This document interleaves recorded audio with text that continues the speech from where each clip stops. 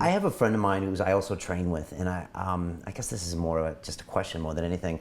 And like a lot of men, and it was me at some point in my life, where we maybe been living in our head for so long, we haven't been listening too much to our intuition and maybe following the wrong goals. Like for me, money was a big problem with mine, and just trying to capture that thing. And when I got there, I didn't know why I was there. Yeah. And for me, with London Real, I went on this journey where I went and had that ayahuasca ceremony, and it was something that for me, I probably could have got there with meditation, or maybe I could have got there through maybe physical activity, or maybe some dance, or maybe some of that stuff. But for me, I feel like part of me needed just to hardwire my brain to my heart for 3 hours and get this download that I barely could recognize, that was really uncomfortable, and to just show me a window into where maybe I should be. And so it's something we've always talked about on our show, and it was kind of signature, but I've used it 2 or 3 times sparingly in the last 4 years, and I've found that whenever I'm getting anxious, sometimes I find when I'm in a queue, as we call them in London, and I'm frustrated, the queue isn't moving, that I know it's a time when I need to get back to my heart and realize what I should be appreciative of and some of the things in life that are important, as opposed to what I got to do that minute. Right. And I was wondering how you feel about things like psychedelics or substance like that might jump people to another opening or another vision as tools, or do you think that's used when maybe we're repressing all these other communicative ways, like you said earlier, like with dance, that are available to us? I want to know your thoughts. There's a lot of people talking about shamanism now. There's a lot of people are around shamanism. Yeah, and ayahuasca is almost becoming trendy now. And when the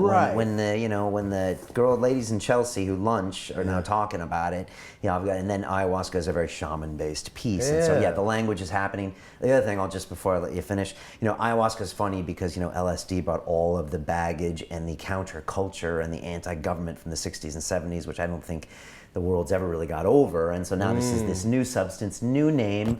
Oh, it's not, and because you purge, it can't be used as a fun thing, God forbid. So now it's okay, and there seems to be a new conversation, and with shamanism. So it's great that it's a new conversation. I agree. And we like medicine in our culture. I mean, we want Western culture. We want a pill for the thing. But if you look at many forms of shamanism, the shaman is doing this. He's dancing and moving, and he's finding the spot, and he's being very sense oriented. He's very in his body. He's moving around, he's singing, because he's awakening that spontaneity in the body that only God could speak through.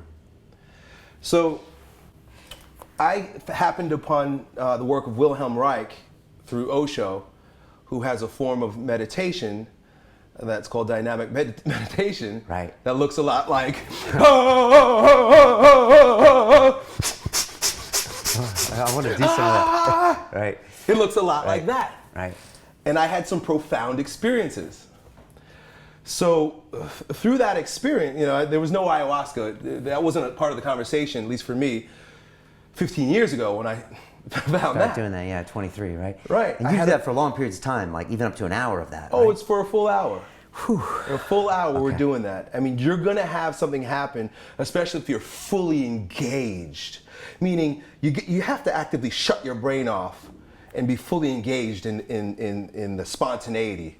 And right. There's some tips and tricks to making that happen that I talk about sometimes. But so that's a group activity, and it's very introspective. And if you allow it, you'll have some tremendous experiences, a lot of catharsis, a lot of that connection that you spoke about. And it carries through. It changes who you are. So the instructor who taught the first class also did private sessions in a craft she called Bioenergetics. Right. And I took a bioenergetics session, so it was just she and I. And she had me begin with a lot of heavy breathing. So I think I was in a position like this for about 5 minutes. I mean, I'm going. She's like, faster, harder. Open your mouth, open your eyes, breathe. And then she had me let down and had me do some exercises and moving around. And this is the very first time I had a completely spontaneous emotional release, and it happened with laughter. She had me doing some real awkward exercises, and I broke out into laughter. It's involving a mattress, maybe? Yeah. Okay. Yeah, up in the mattress. So she had me do this, and I'm seeing her, and I'm going through the dynamic meditation class because I'm depressed. I was going through a really tough time at that moment. I was still in New York. Colleen was we just had the baby. We didn't know what we were going to do. We were living in my father's basement, and I started laughing like I was a 6-year-old again. I mean, I don't know when the last time most of us watching this, if we're adults, laugh that like your belly hurts. You're laughing so hard and you can't stop. It's like you're possessed by the joy demons. And I got possessed and I could not stop laughing. And I'm apologizing to her at the same time, saying, I'm sorry, I don't know what's going on. She knows what's going on. I have no clue what's going on. I'm laughing. She's like, it's okay. You have some repressed joy there that's coming out. Repressed joy. Right. And so that was my first experience with bioenergetics. And I moved to Florida a few months after that, because a lot of things opened up in me. I was able to see things clearer, because I didn't have I wasn't repressed any longer, and depressed and repressed. I moved down to Florida. A few years after being there, I looked up bioenergetics again, and I found Bob Glazier, who was I mentioned Alexander Lowen. He's a student of Alexander. He was a student of Alexander Lowen. They both passed away. Bob just recently. He was a bioenergetic analyst, who's a psychologist that works mainly with your body. Shaman. He taught me how to breathe and move such that I would have awakening experiences. And I did it on and off with him, sometimes every week for about 3 years. All kinds of stuff came up. A lot of crying, a lot of anger. This is where I was able to resolve a lot of my anger issues, not through talking about it, but by getting it out physically. It almost looks like an exorcism when you're working with somebody in this way. And that's why, when you watch some of these shaman videos on YouTube, it looks a lot like the evangelical churches in the South in the US. They're falling out, they're falling all over the place. The guy's putting the hands on them and they're shaking and shit. And a lot of that goes on because that's our muscular system is holding on to our attention so much that when you get the opportunity to actually open up your breathing and your movement, all kinds of stuff comes up. So I experienced over the course of years the slow release, because the ego needs time to resolve what's going on and process it. The release of a whole lot of baggage that we all ultimately carry. And I'm a pretty expressive person, so I could sometimes you get someone who's been so repressed that it's ugly. As in they just cry or they really get emotional? Yeah, it's just it's an avalanche, and I had some pretty deep avalanches, but with regard to psychedelics. So it's the first time I'm saying it on TV. I've used ayahuasca, and the way I describe it was a instant manifestation of 3 years of bioenergetics.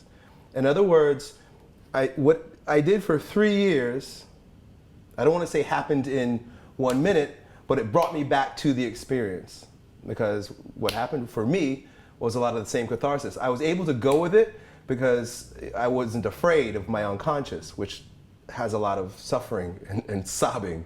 So I went right into sobbing. I started with laughter, but I went into a lot of deep sobbing, crying like a baby. But I was familiar with it, yeah. Right. But you had done that before. I'd done it for so many years that I was like, oh, I know what this is.